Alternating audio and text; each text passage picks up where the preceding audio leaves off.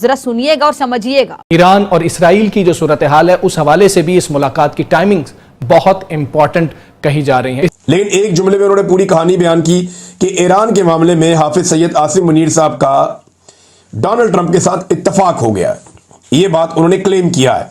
पाकिस्तान की तो कोई वैल्यू नहीं है, ये तो जनरल आसिम मुनीर को इस्तेमाल किया जा रहा है। शर्म का मुकाम, यानी जिन्हें भाई समझा जाता है, जिन्हें ब्रदर समझा जाता है, वही पुष्प पर खंजर लिए खड़े निकले हैं। इस्लामाबाद के कातिल, ओ कातिल, पाकिस्तानियों के कातिल, पाकिस्तानियों के कातिल,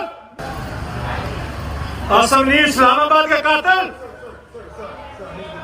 इस्लामाबाद के कातिल, ओ कातिल, पाकिस्तानियों के कातिल, पाकिस्तानियों के। आर्मी चीफ के खिलाफ वहां पे एहतजाज हो रहे हैं। लोग जो हैं वो मौके की तलाश में रहते हैं, जहां पे वो नजर आते हैं उनके खिलाफ एहतजाज करते हैं, उनके खिलाफ नारेबाजी करते हैं।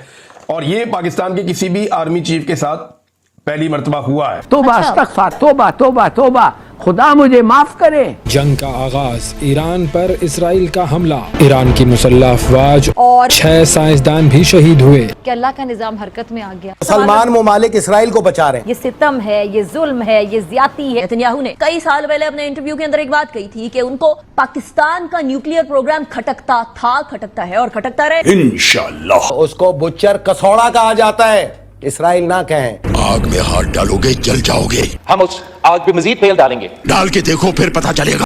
ये डोनाल्ड ट्रंप इस तरह ही काम कर रहे थे। सर्कस में देखे ना, रिंग मास्टर अपने जानवरों को पहले बड़े प्यार से सहलाता है, पिलाता है, उनको खिलाता पिलाता है, फिर सर्कस का मेला शुरू करते हैं। तो ये सर्कस तो 78 साल से हम लोग देख ही नहीं। सारे जितने भी आर्मी चीफ गुजरे वो किस तरह मिलते थे, क्या क्या करते थे। बंदा कोई भी हो और वो कैसा भी हो, और वो बंदा अगर कोई कुत्ता ही क्यों। अब एक तरफ अमेरिका अमन का दाई बनने की कोशिश करता है और दूसरी तरफ इसराइल को हथियार, हिमायत और खामोश रजामंदी से जंग की आग भड़काने में शरीक भी है। अब सवाल ये पैदा होता है कि अगर अमेरिका वाकई अमन चाहता है, अगर वाकई अमन चाहता है, तो क्यों इसराइल के जंगी जुनून पर लगाम नहीं लगाता।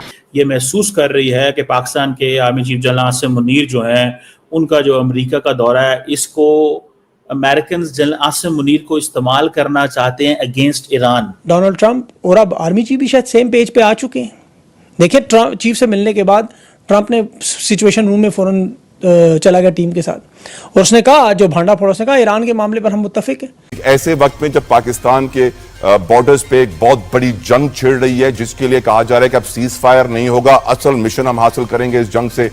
और हमारे सिपा सालार फील्ड मार्शल साहब इस वक्त अमेरिका में 5 रोजा दौरे पे हैं और ये मुलाकात बहुत इंपॉर्टेंट है। क्यों इंपॉर्टेंट है ये समझिएगा कि हमने 2000 के करीब जंग शुरू की अमेरिका के कहने पर। अफगानिस्तान पे 25 साल गुजर गए हैं, उसके असरात महसूस कर रहे हैं हम।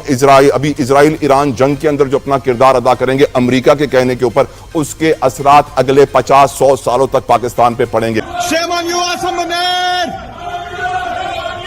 Shame on you, Asim Munir! Shame on you! Civilian supremacy in Pakistan! Shame on you, Asim Munir! और ये हाल हमें तकरीबन तमाम मुस्लिम दुनिया में नज़र आता है। एक तो कोई ऐसा मुस्लिम मुल्क नहीं है जिनको हम ये कह सकें कि जेन्युइन डेमोक्रेसी है। सच्ची बात तो यही। पाकिस्तान अपना न्यूक्लियर अगर कहते हैं कि अगर अटैक किया गया न्यूक्लियर या इस तरह का ईरान के ऊपर, तो हम अपना न्यूक्लियर वेपन इस्तेमाल करेंगे। हालांकि मैं हैरान हुआ हूँ कि मतलब ऐसे बयान कहीं मतलब नजर से नहीं गुजरा, लेकिन मैंने कहा क्या पता कोई आपस में इनकी कोई बातचीत हुई हो। लेकिन कुछ ही घंटे के बाद पाकिस्तान का एक बयान आता है। ख्वाजा आसिफ, पाकिस्तान के डिफेंस मिनिस्टर, ये कहते हैं कि साहब हमने तो ऐसा कुछ कहा ही नहीं था। अब मैं इसके पीछे की आपको साइंस और ज्योग्राफी समझाता हूं दोस्तों। पाकिस्तान ने पक्का कहा होगा, 100% पाकिस्तान ने कहा होगा। ईरानी इतने बेवकूफ नहीं हैं कि हवाबाजी करें। लेटेस्ट इंट्रीग हुई है इसी सोशल मीडिया के हवाले से कि जी उनके ईरान के एक जनरल्स को कोट करके कि जी पाकिस्तान ने ये कहा है कि अगर इसराइल ने हमारे ऊपर न्यूक अटैक किया तो पाकिस्तान इसराइल के ऊपर न्यूक्लियर हमला कर देगा। ये इतनी गैर ज़िम्मेदाराना और इतनी झूठी खबर है। हमने कोई ऐसी स्टेटमेंट, हमारी तरफ से कोई ना स्टेटमेंट किसी ने दी है। बस हवा निकल गई। हमने कोई ऐसी स्टेटमेंट हमारी तरफ से कोई ना स्टेटमेंट किसी ने दी है। नहीं, आपने कहा था आप इस गिरोह को खत्म करें जो हमास है। वाह भाई वाह। इस गजा की बेल्ट पे कब्जा कर लिया जाए। इसको आपको बचा लीजिए, वरना तो ये क्या होगा आप देख लीजिए कि आप पर बड़ा कारी वार किया दुश्मन ने। तो आप मुसलमानों पे इतना भरोसा ना रखें। क्या मतलब? पत्थर का जवाब पत्थर से, ईंट का जवाब ईंट से दें। तो हम आपसे ये कहना चाहते हैं कि इतना बड़ा मसला नहीं है जितना बड़ा मसला ये बनाकर आपको ये फंसा रहे हैं। ये देखिए, ये सब खेल रहे हैं हमारे साथ। जितना असला आया, जितना खुराक आई इसराइल की, सऊदी अरब, यूएई और तुर्की के वजह से उर्दून के रस्ते इसराइल में दाखिल हुई। मुसलमानों को एक ट्रक, ये मोमिनों को एक ट्रक नहीं दिया मुसलमानों ने आज तक।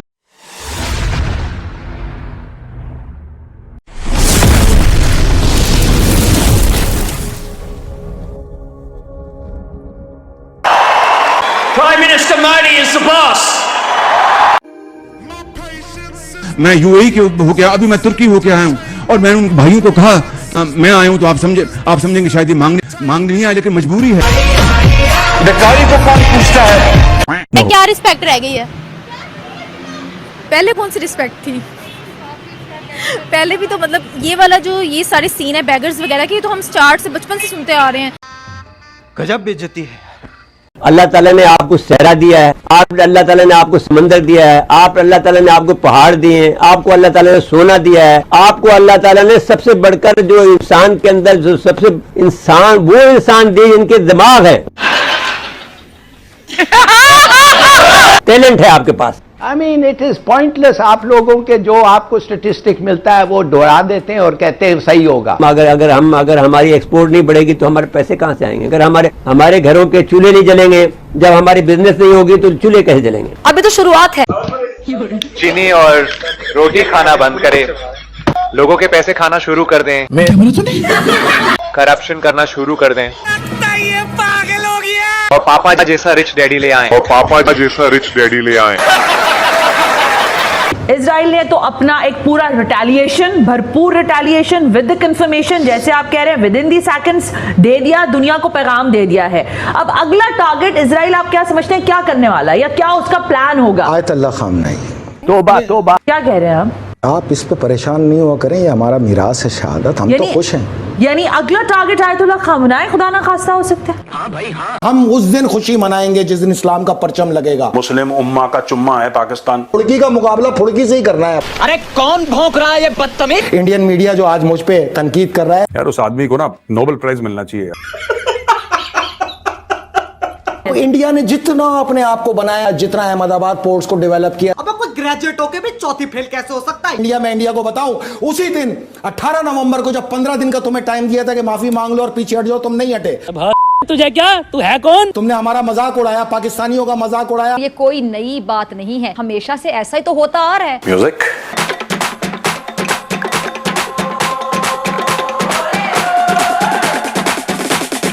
Carry on. अच्छा जी आगे चलते हैं जी। 4 दिन से चल रहा है, वहां से लोग भाग रहे हैं तो पाकिस्तान ने ईरान का बॉर्डर क्लोज कर दिया। मेरे दादा परदादा लड़ाकू थे और इसके खानदान में तो शूरवीरों का खून दौड़ रहा है। इसलिए मेरी जगह ये लड़ेगा। मैं कैसे लड़ सकता हूँ? नितिन याहू और जो नरेंद्र मोदी है वो मुसलमानों को मतलब दुनिया से मिटाना चाहते हैं। इंडिया का भी बैक जो है इसराइल ही है।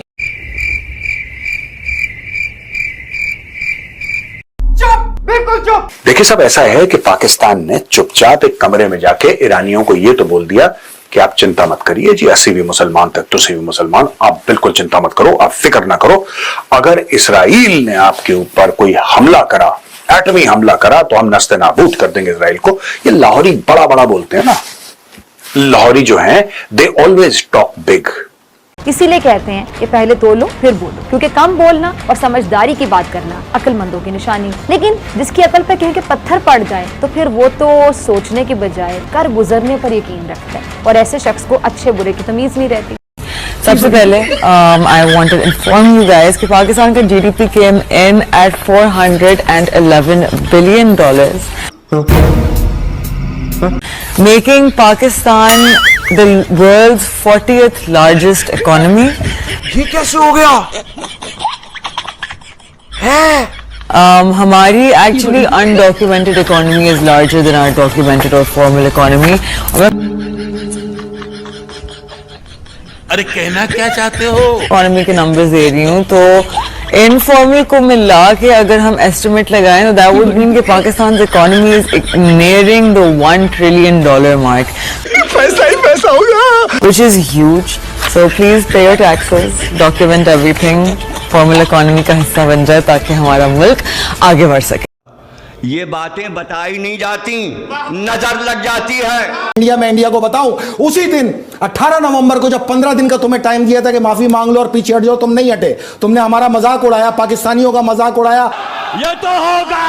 पाकिस्तानी माओ बहनों को तुमने फकीर का, तो उसी दिन तुम्हारा अंजाम मैंने पेश किया कि तुम्हारी मैशियत को फैसल रजा अब्दी 26 नवंबर 2026 से पहले 3 बार जमीन पर पटक के मारेगा, जिसमें पहला हमला होगा हैफा पोर्ट सिटी का। इसको गर्क करके तुम्हें हमेशा के लिए गर्क कर देंगे। आओ बताओ कौन है ये लोग,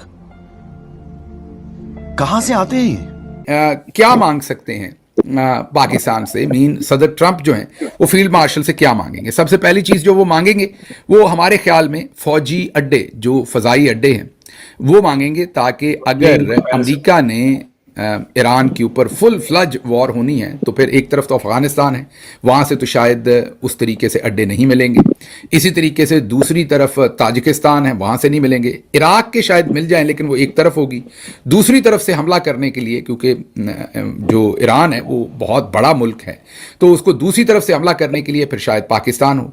एक ट्राइका है जिसमें अमेरिका, इजराइल और भारत, ये रोजे रोशन की तरह यहाँ ये चीज, और ये किसी भी तरह जो है ना वो हमारे मुल्क को टारगेट करना चाहते हैं।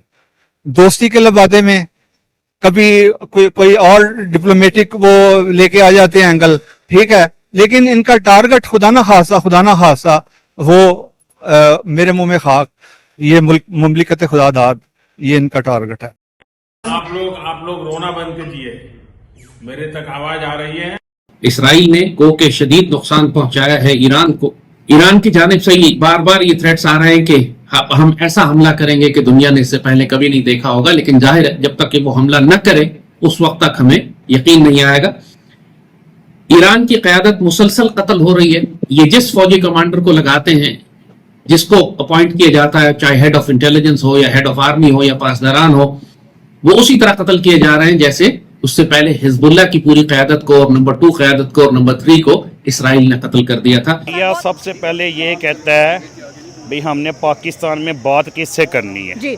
सबसे पहले वो सवाल ये करता है, और सेकंड ये है भाई फार्म 47 वाले फैसला तो कर ही नहीं सकते। अच्छा। फैसले होते हैं अवामी पावर से, भाई आपने डैम बनाने हैं, आपने नेशन बना के क्या मुकाबला करना है, कैसे करना है। तो ये इंडिया को मेरे ख्याल से वो सही कहता है भाई हमने बात किससे करनी है।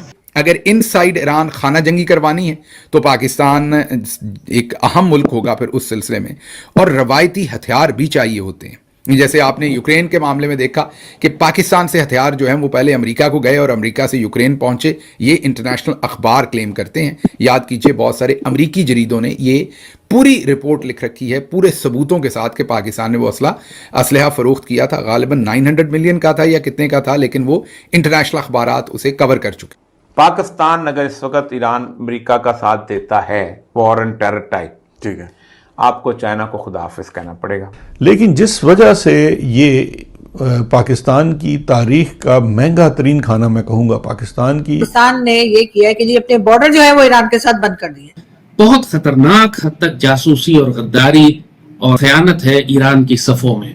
जैसे कहा कि पाकिस्तान ने सियासी तौर पर तो अपने मौक़िफ़ का ऐलान कर दिया, मगर अस्करी तौर पर पाकिस्तान अभी तक इस जंग में शामिल नहीं हुआ। दुश्मन को प्रोपेगेंडा कर रहा है कि पाकिस्तान, इसराइल और इंडियंस दोनों ये चाह रहे हैं कि इल्ज़ाम पाकिस्तान पे भी हो, और ताकि अमेरिकन जो है वो पाकिस्तान के खिलाफ भी कार्रवाई करें।